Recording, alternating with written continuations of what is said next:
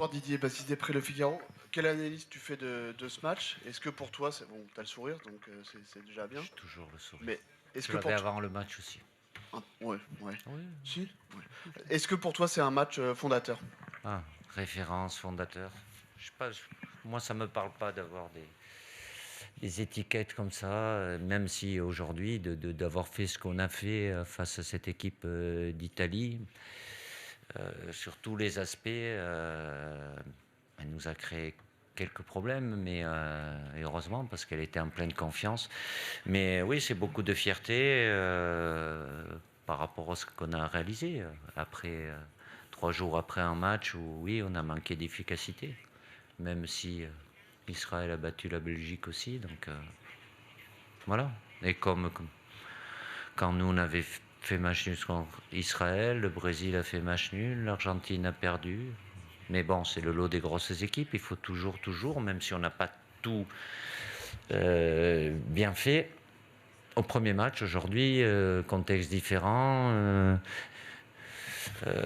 7 changements parce que je voulais voir d'autres joueurs aussi. Et on a fait beaucoup de très bonnes choses, à commencer par les 3 joueurs offensifs dans le positionnement. Et puis, ça fait un moment qu'on n'avait pas marqué sur coup de pied arrêté. Donc là, on a été très efficace sur des positions bien précises. Et puis en coup franc direct aussi de Lucas Digne. Donc gagner ici, c'est toujours une fierté et de gagner avec 2 buts d'écart, même si dès le lendemain de l'Israël, je l'avais dit aux joueurs qu'il fallait qu'ils aient ça en tête, le faire.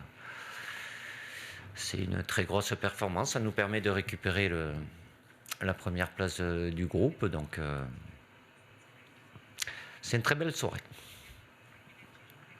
Bonsoir Didier Dominique Sérac, Le Parisien. Toutes les victoires font du bien. Est-ce que celle-là, elle a un goût particulier compte tenu du fait que c'est la dernière de l'année, compte tenu qu'il y avait des critiques sur le jeu, sur vous? Est-ce que ça change un peu ou rien du tout? En général, le dernier match de novembre, c'est toujours bien de le gagner parce que le prochain, il est dans 4 mois. Après, les critiques, je vous l'ai déjà dit, vous pouvez dire, écrire ce que vous voulez, ça fait partie de la vie.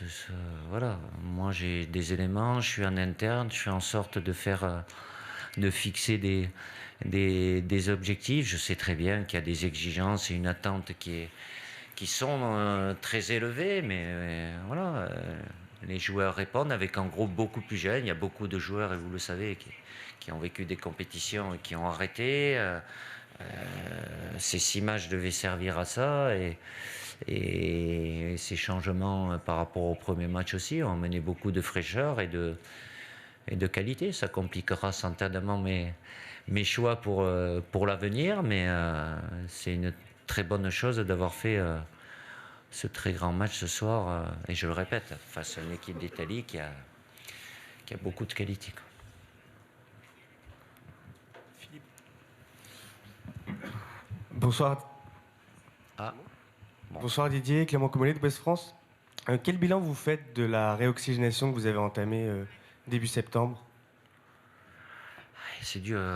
Bilan, il faut que je prenne les 6 masses, donc il me faut un petit peu de temps. J'aurai pas mal de semaines, mais je savais que, enfin, prendre des risques, pas prendre des risques, c'est une option parce que ça, on devait passer par là, quitte à ce qu'on aurait pu avoir peut-être de moins bons résultats, comme je l'avais fait avant la Coupe du Monde. Et là, ça s'était plutôt moins bien passé puisqu'on avait eu que 5 points, on s'était juste maintenu en étant troisième.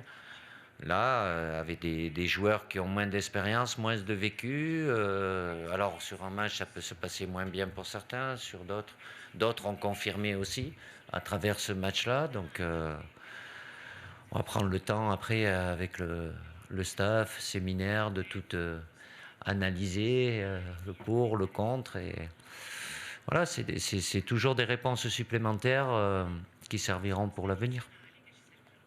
Philippe Sansfourche d'RTL. Bonsoir Didier. Oui. Vous l'avez dit, il y avait beaucoup de changements. 7 changements et une équipe assez expérimentale, notamment au milieu de terrain et devant. Et malgré ça, vous avez eu une maîtrise technique et collective dès le début de la rencontre. Vous l'attribuez à quoi? C'est un moi. travail tactique qui a été Oui. extrêmement bien réalisé. C'est les joueurs qui ont fait du dépassement de fonction, un peu des deux? Non, après, je fais en sorte à chaque fois de positionner les joueurs dans la meilleure position. Là, ce soir, c'était du 100%. Ce n'est pas toujours le cas, même si on a eu peu de temps pour préparer. Hier, on avait une séance où il n'y avait que 18 joueurs de champ, mais ils étaient déjà dans le positionnement que je voulais. Après, avec si peu de temps, la récupération et tout ça, évidemment qu'aujourd'hui, avec la vidéo, paperboard, on arrive. Après, c'est eux. C'est eux. Hein. Il y a le plan, le positionnement, bien évidemment, et de par ce que l'équipe d'Italie nous avait créé comme problème au match aller, on était dans un système différent. Et dans toutes les lignes, on a été performant, mais c'est vrai que le positionnement et l'animation des trois joueurs offensifs avec Christopher, Colo et Marcus a amené beaucoup de choses à l'équipe. Au milieu, oui, même si c'est des joueurs qui avaient déjà joué. Le groupe, l'ensemble sur le plan collectif, en termes de maîtrise, de capacité à bien défendre. Et puis en plus, Marc sur copie arrêté, donc c'est que des points positifs. Donc c'est la victoire du groupe, même si ceux qui avaient joué le premier match, j'ai fait peu de changements aussi parce que j'avais pas forcément beaucoup de solutions et certains étaient sur le banc et pas aptes à rentrer, mais c'est pas pour moi, c'est pour eux. C'est fort d'avoir fait ce qu'ils ont fait ce soir dans ces conditions-là, avec une ambiance un très fort soutien à cette équipe d'Italie qui avait fait de très très bonnes choses. Elle a fait de bonnes choses aussi ce soir par moment, mais nous aussi on a fait mieux, et je pense que au vu du match, notre victoire est méritée. Bonsoir Didier. Arthur Perrault, RMC Tout au fond. Dans la continuité de la question de Philippe, il y a un joueur qui continue de s'affirmer au fur et à mesure de chaque rassemblement, c'était déjà le cas il y a un moment, c'est Mike Maignan qui, je le cite, vient de dire au micro du diffuseur: quand on joue en équipe, quand on fait les efforts les uns pour les autres, on peut faire de grandes choses. On sort d'un rassemblement où Kylian n'était pas là, où Antoine n'était pas là. Est-ce que c'est un constat aussi que vous partagez ce soir? Ça, c'est votre interprétation. Je sais que dans la vie, il peut y avoir des gens négatifs, il peut y avoir des gens tordus. Arrêtez, Mike, il parle avec son cœur, n'allez pas interpréter des choses, il parle des joueurs qui étaient là. Vous partez déjà sur des trucs. Allez, ça sera repris, vous ferez des débats, ce que vous voulez. Il n'y a pas de souci. Lui, il parle par rapport aux joueurs qui étaient là. Je vous l'ai dit, si vous voulez reparler de Kylian, c'est compliqué pour lui. Laissez-le tranquille et je suis convaincu qu'il retrouvera la pleine possession de ses moyens.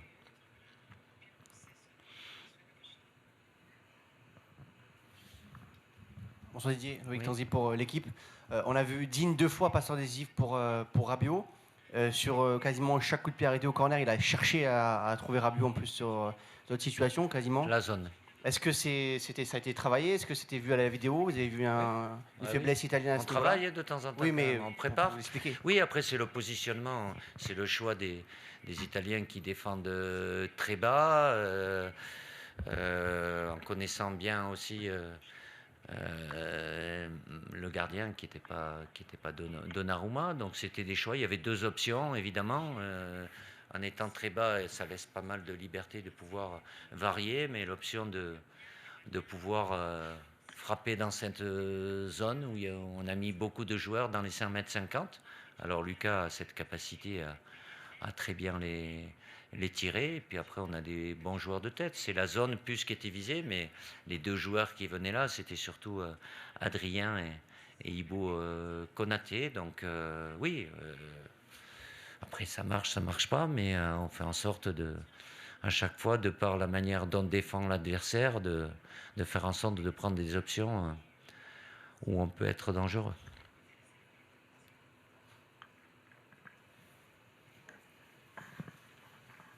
Buonasera mister. Ah, buonasera.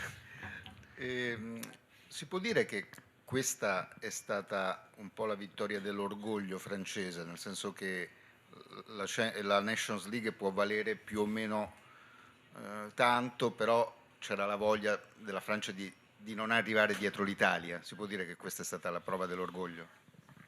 Sì, l'orgoglio sì c'è nel spogliatoio e soprattutto per quelli che giocano qui in Italia. Avranno un po' più di tranquillità quando torneranno domani o dopodomani con i compagni, perché l'Italia ci ha fatto molto male all'andata e c'è una rivalità che è sempre stata. Peccato purtroppo che diventa un fatto di moda di fischiare l'inno nazionale. Meno male che i giocatori sportivi hanno avuto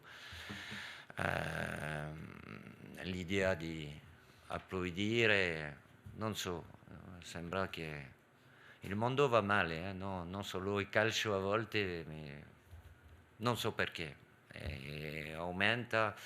No, c'è grande rispetto tra italiani e francesi, però come i giocatori che giocano insieme, quelli italiani, perché mi è successo a me tanti anni fa, ha detto puoi essere amico tuo prima la gara e dopo, ma durante è battaglia.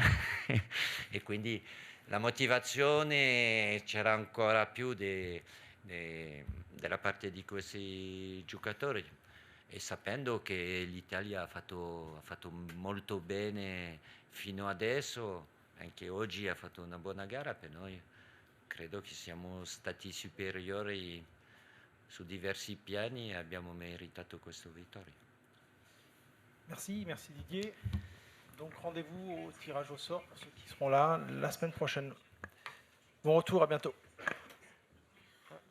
C'est cette semaine.